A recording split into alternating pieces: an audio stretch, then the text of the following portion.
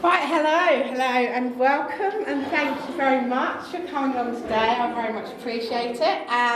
Hopefully this will be a nice informative session, a nice relaxed session. I will be taking questions, but if that's okay to do that at the end, once I have relayed my journey to you, that would be amazing. So, the title of the presentation is Seeing Myself, Dr. Cassie Jones, Director of Studies, School of Management, and also Disability Researcher. So that is who I am. Now, there is also some more detail on who I am on the following slide. So this is me, to quote the famous song. Those of you who are observant will notice this is the lecture theatre in Chelmsford, and this is a lovely selfie I took just before teaching the first years a few years ago. So who am I? Dr. Cassie Jones, BA, MALT, PG Cert Dip, PhD, Fellow of the Product Development Management Association, Senior Fellow of the HEA, and Director of Studies of the School of Management. But who am I really? So away from the titles, away from the qualifications, away from the letters after my name, away from the selfies in lecture theatres, who am I really? Who am I at my core? And this photograph really embodies me very well. This is me in Norfolk. That's Frank, who's the naughtiest dog ever invented. Anyone who wants to adopt a dog, please contact me afterwards, because he is a nightmare. So, in all seriousness, I'm somebody who lives with a disability. I was diagnosed with rheumatoid arthritis when I was 14 years old. I'm not 14 anymore, that was quite a long time ago. But what is rheumatoid arthritis? You may know what rheumatoid arthritis is, but I'm going to give you a little bit of background about what rheumatoid arthritis is. So, essentially, rheumatoid arthritis is a musculoskeletal condition, which means that your body's immune system goes into overdrive and it starts to attack the joints of your body. So that could be maybe one joint, it could be every joint, it very much varies from person to person. But it is a disease which does need careful monitoring, and it is a disease that needs treatment. Without treatment, it is incredibly disabling. You will end up, with a lot of physiological problems. So I have had rheumatoid arthritis for 33 years, and that is including 22 years on what are called biologic or anti-TNF drugs. The one that I'm on is called Remsima. And basically what they do is they're an infusion-based therapy. You go into hospital, have a drip, and it tries to re-educate your body's immune system to stop attacking itself. Remsima and drugs of that class are very aligned with the use of methotrexate. So methotrexate has to be used with biologics. The two are paired with each other. You can't have one without the other. Methotrexate I've been on for 33 years. It is also used to treat cancer, so it's quite a serious, hardcore drug. It's quite an old drug as well, so it has some quite nasty side effects. I've also had 5 elbow surgeries, 1 shiny new elbow replacement. So if I ever get on hard times, it's made of titanium, and I am told by the surgeon it's worth quite a lot of money. And too many accidents to mention. You can ask me about what happened to me going to see the film Dunkirk and a cinema door over lunch. It's quite a funny story. So that's kind of a history of my sort of medical journey as such. But what I'm doing with this presentation is, and I've been doing university lecturing for 20 years, this is probably the most personal thing I've ever delivered in those 20 years. And I'm coming at it from a position of absolute and utter honesty, and also from a very personal reflection. So everything that I say in here is very much based on my own experience and my lived experience. So what challenges have I faced? Prejudice.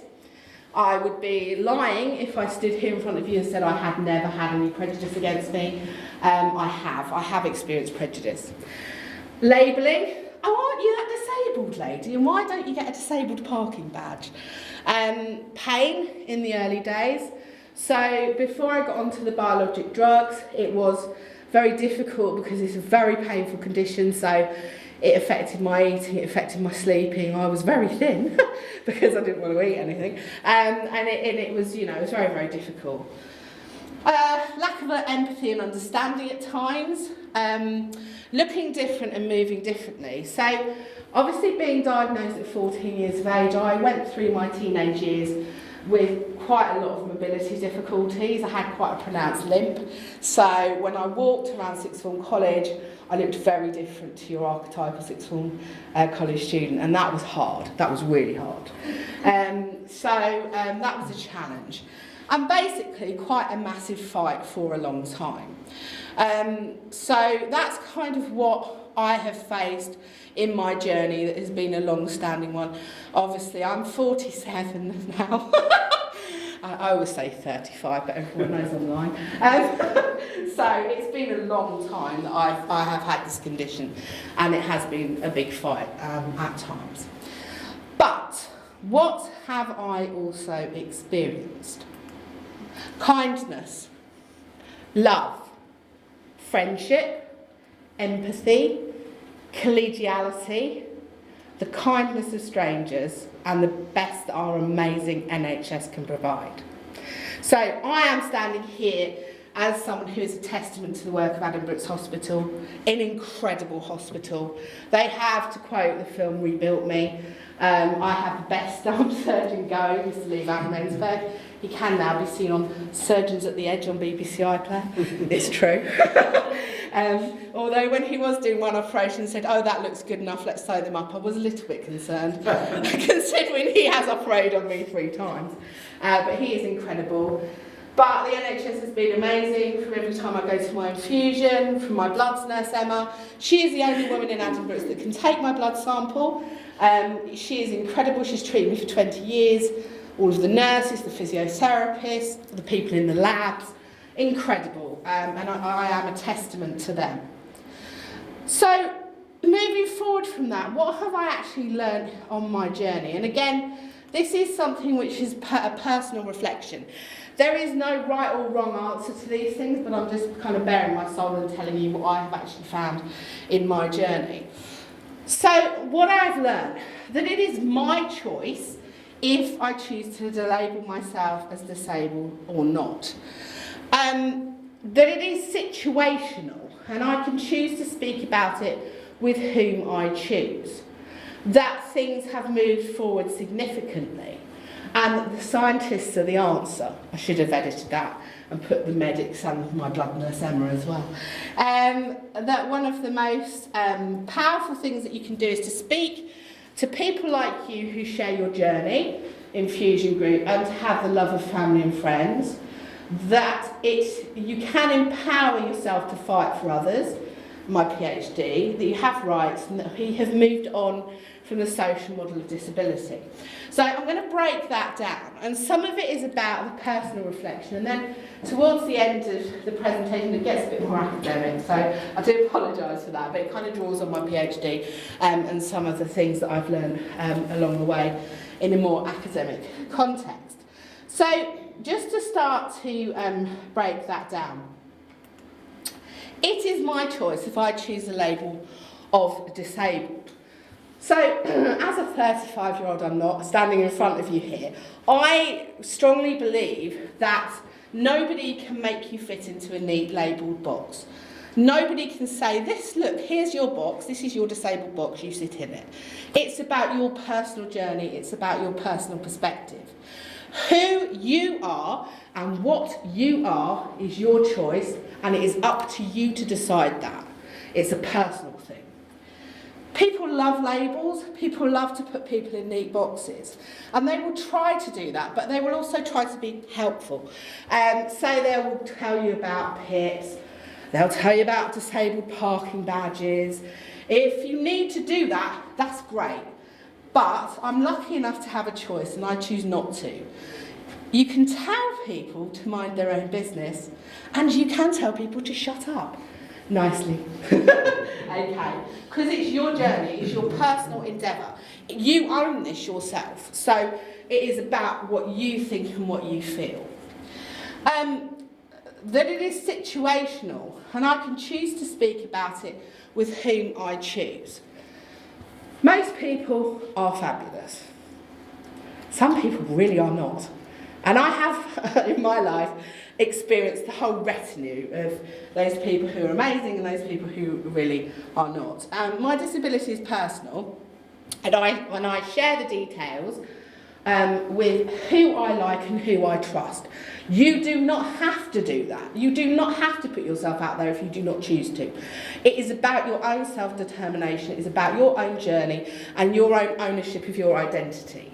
It's not about someone else telling you you have to do things. It's about how you actually feel. That it is empowering. It is my fight, and I'm open with who I choose to be open with. You know, there's a lot of issues involved with trust, who you trust to share with, and that's a really important thing as well. That you feel you have that empathy and that connection with people and you want to talk to them. Again, that is your choice. You own that. And you mustn't feel forced into telling people who you don't want to tell. That things have moved forward significantly, and that the scientists and the medics and my blood's nurse Emma are the answer. So again, very personal. At 14 years of age, I was told by my first consultant, Adam Brooks, you've got rheumatoid arthritis, this is an old person's disease, you will have it till you die, bye. That was how the meeting rolled. So my mum's sitting next to me, who is possibly one of the scariest women ever invented. Yeah, go mum. So I'm like restraining her, and we leave, and then she rings my GP and makes a complaint against the consultant, and then I get another consultant who's incredible. But imagine being 14 and sitting in a room being told, that's it, game over, basically. I went home, my dad, God bless him, he's not here anymore, but he sat on the floor in my bedroom, held my hand all night, crying his eyes out. I'm lying in bed thinking, well, you can't deal with this, how am I supposed to deal with this? Very, very difficult situation. But then I got an incredible rheumatology consultant called Dr. Adrian Crisp, who was like my second dad. He knew biological drugs were on the horizon. He knew they were going to be a thing. He kept saying to me, I'm going to change this for you, Cassie. This is not your future. I'm going to make sure you get on this trial of these drugs. He got me on the trial of the drugs, and it absolutely changed my life. So I went from a position where every single day I had to grit my teeth and be in agony. Everything was very, very difficult to do. To being able to move, able to eat, because, you know, with the pain I couldn't really eat properly. Doing a life which was full. Doing all the things I wanted to do. Yeah, it was just incredible. It changed my life.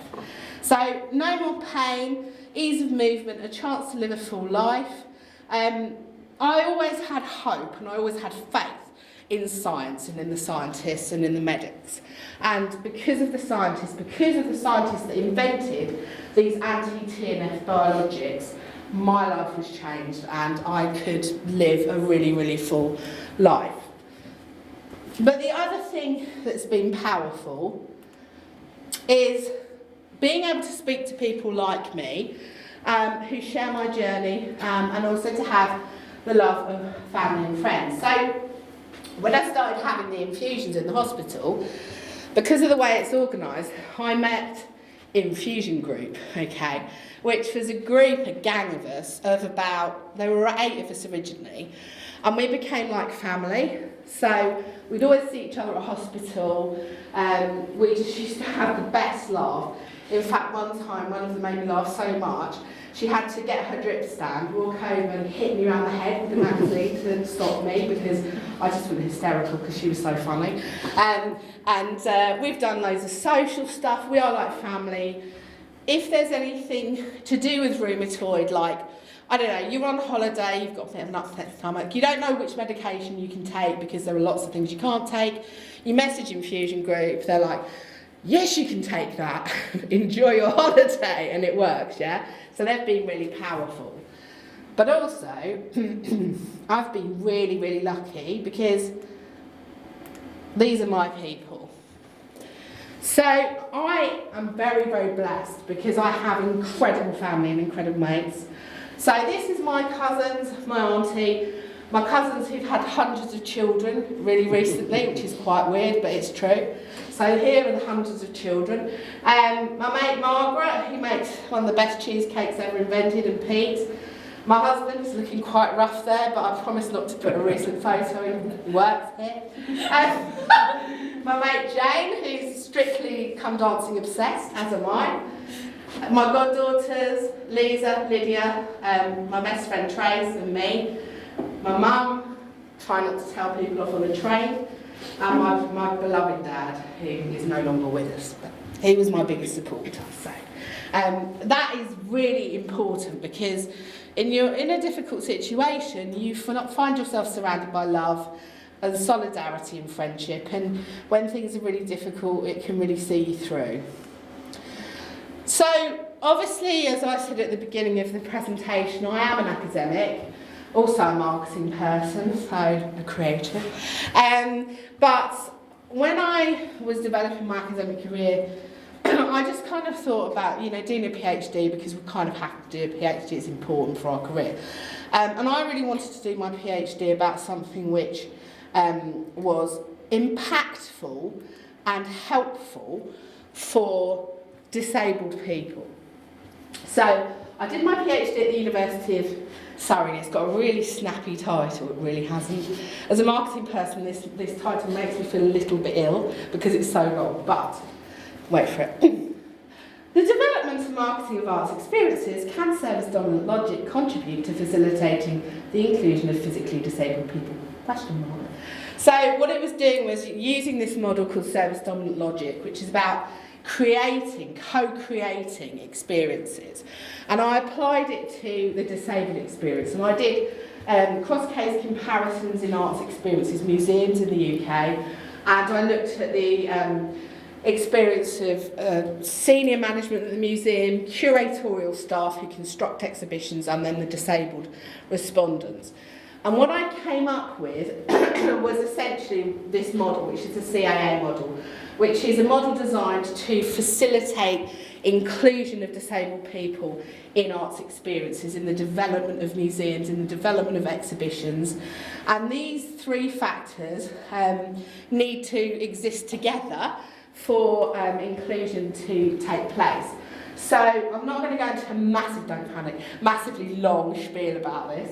If anyone's really interested, you can always email me afterwards and I'll send you my thesis. It's only 100,000 words long. But what I saw was that context is important, structural issues at the museum, limited inclusion. So things like the physical design of facilities, things like lifts, accessibility, how we actually allow disabled people to access facilities, attitudes, so we need to work very hard in terms of changing attitudes towards disability. I came across a lot of fear from the point of view of senior management at the museums and curatorial staff in terms of getting disability and inclusion wrong. So let's not do it, because if we do it, we might get it wrong. Let's not have images of disability in exhibitions, because if we do it, we might get it wrong. We're worried about people reacting badly to things. So fear was a big inhibitor. So that's something that needs to be gotten around. Hierarchies of inclusion, so trying to get the disabled story out there when there are lots of other narratives that are important as well. So how do we push forward a disabled narrative? And action, taking a spectrum of co-creation, what best practice I observed at those best museums, and famous events and people as a catalyst for inclusion. So just as a small vignette on that, one of the arts experiences or museums that I used in my research was the Imperial War Museum at Duxford. Don't know if anyone's been there, but it's amazing. I absolutely love it. And one of their most famous alumni was Douglas Bader. I don't know if you've heard of Douglas Bader, but he was very, very famous. There's a great film with a very famous British actor called Kenneth Moore, which is all about Douglas Bader. And he was an RAF pilot in the war, and basically had a massive accident, crashed his plane and lost both of his bottom parts of his legs. And there's a really interesting exhibition and content around Douglas Bader as a person, a famous person who's an inspiration, because he did not stop flying. He had prosthesis made and he flew and fought in the Second World War despite his disability, and he was a bastion for disabled people to say, you can do whatever you put your mind to, even in times like that where there was a lot of stigma, a lot of difficulty for disabled people, as there is still now. But yeah, it was really, really interesting.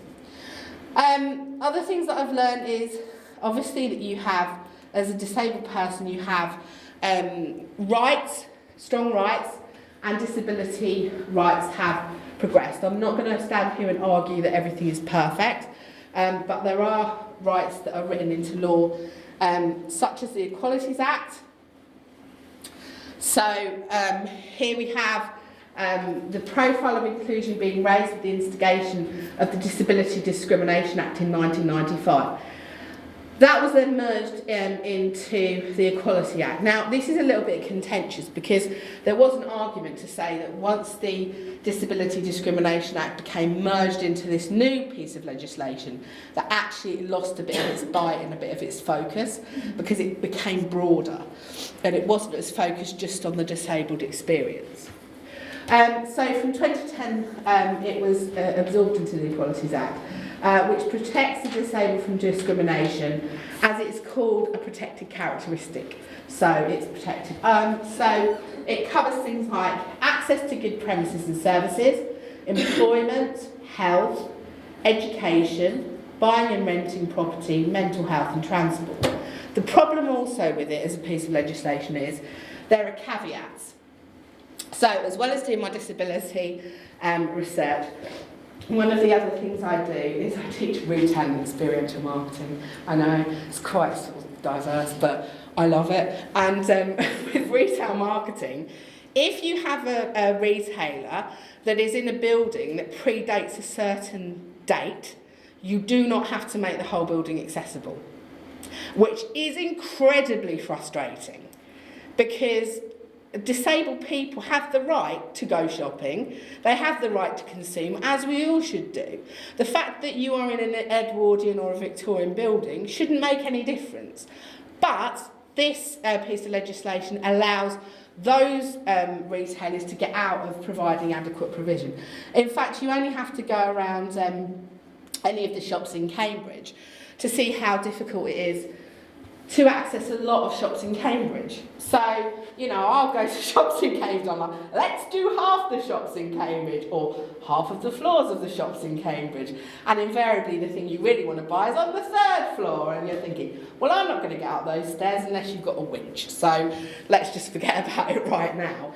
And from a business case, you know, it's just ridiculous that it is still as bad as it is. And then also, we have moved on from what is known as the social model of disability. Now, I find this quite frustrating because when people talk about disability, disability history, and different models of disability, people often see a kind of progression as follows. So they see what we call the moral position, which is basically going back into history about the role that morality and disability have, theories of deviance and stigma. But most people are very fixated on the medical model of disability and the social model of disability. And they don't see any further than that at all. And I've been in many things, many events where people have focused on this. This is the wonderful solution, the social model of disability. There are more models of disability and inclusion than just the social model of disability. Things have moved forward since the social model of disability. And in fact, one of the most recent models, which was created by disabled people for disabled people, is what is known as the affirmation model of disability. So it comes from the work of Swain and French in 2000. It is the most recent model, and they argued, as disabled people, for the emergence of a new model of disability, which would sit within the literature authored by disabled people, and would emerge directly from disability culture. So it was created from the fires of the disabled experience. It wasn't about academics who haven't experienced disability telling us what to be and how to think. It was about that lived experience. They named the model the affirmation model, and its main premise was to escape from the shadow of the medical model, which saw disability as being a medicalised condition. It saw disability very much from the perspective of you can cure things with medicine, but society doesn't have to make any changes or adaptations. And it also looked very much away from the preoccupation with disability as personal tragedy. Instead, it chooses to embrace a non-tragic view of disabled identity, as had been initiated by the social model. So the social model, what the social model tells us really is that society needs to make adjustments to help disabled people live equally. But the affirmation model goes beyond that. And I love the affirmation model so much that when I was writing my PhD, which I did part-time and took me 9 years because I was working on it while I was working here and life happened, including the shiny new elbow replacement, I had this on my wall. Not this beautiful PowerPoint slide I've created, but I actually drew it on a post-it note because when it got tough with my PhD, which it invariably did, I looked at it, I was like, this is why you're doing this, Cassie. So what the affirmation model tells us as disabled people is pride, anger, strength. This is what the affirmation model is about. It's about pride, it's about anger, and it's about strength. And what do I mean by that? What I mean is that it's a source of pride. Your disability, your journey, your fight, the war that you wage with life is a source of pride. You should be proud of who you are, how you've got there and what you've achieved. It vocalises and provides a home for disabled people's anger, at injustice, at limitation, at the things that are wrong.